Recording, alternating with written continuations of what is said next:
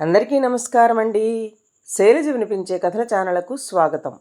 ఈరోజు మనం బూర్ల నాగేశ్వరరావు గారు రచించిన ఎత్తుకు పై ఎత్తు అనే కథను విందాం.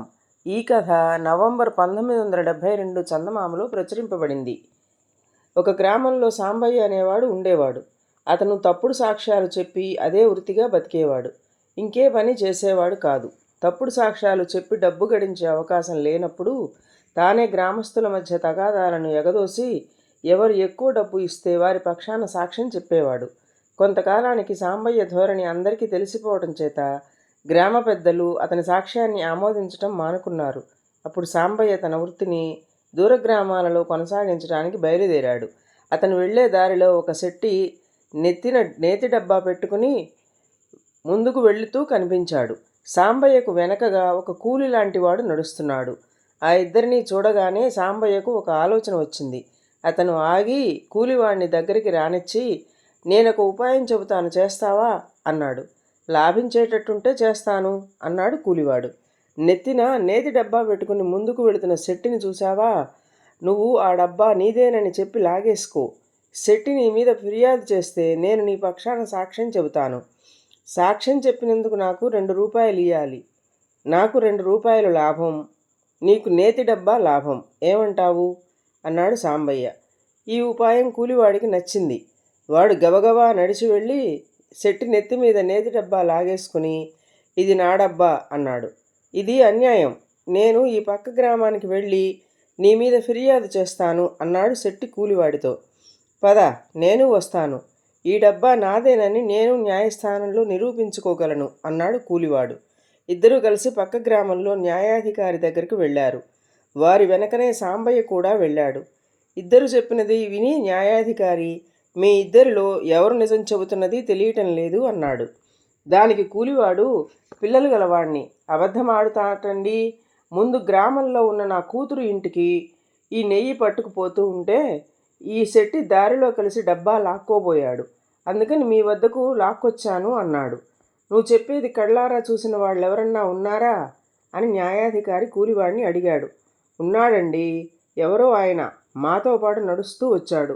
ఒక్క నిమిషం ఉండండి అని కూలివాడు వీధిలోకి వచ్చి సాంబయ్యను లోపలకు తీసుకుపోయాడు.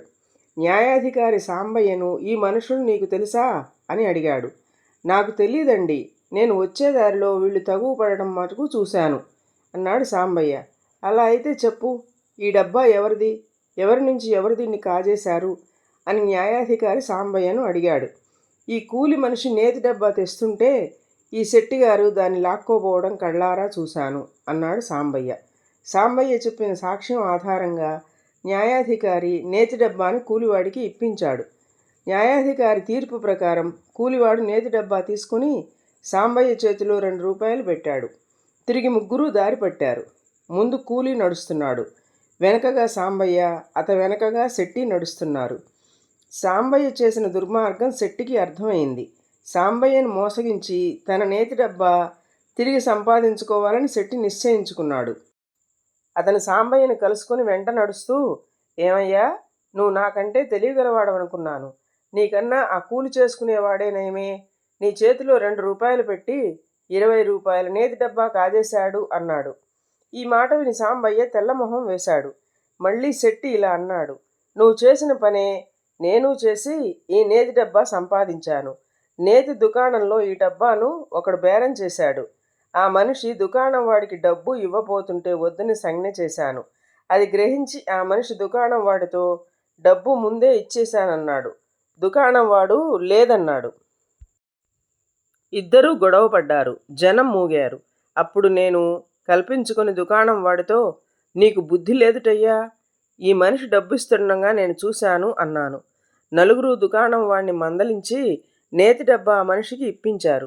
అతను డబ్బాతో తన గ్రామానికి బయలుదేరుతూ ఉంటే నేను వెంటపడ్డాను. ఆ మనిషి నా చేతిలో 2 రూపాయలు పెట్టబోయాడు. నేనేమన్నా వెర్రివాడినా?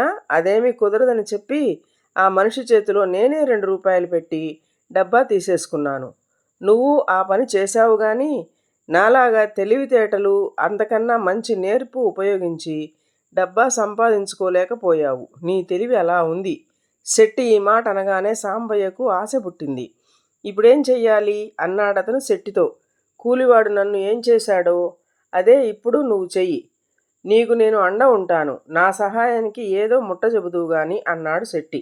సాంబయ్య గబగబా నడిచి వెళ్ళి కూలివాడి దారికి అడ్డంగా నిలుచుని, నా డబ్బా చాలా దూరం మోసావు, ఇంకా నాకు ఇచ్చెయ్యి అన్నాడు. కూలివాడు, నీ సాక్ష్యానికి డబ్బు ఇచ్చుకున్నాను కదా, పద పద అన్నాడు.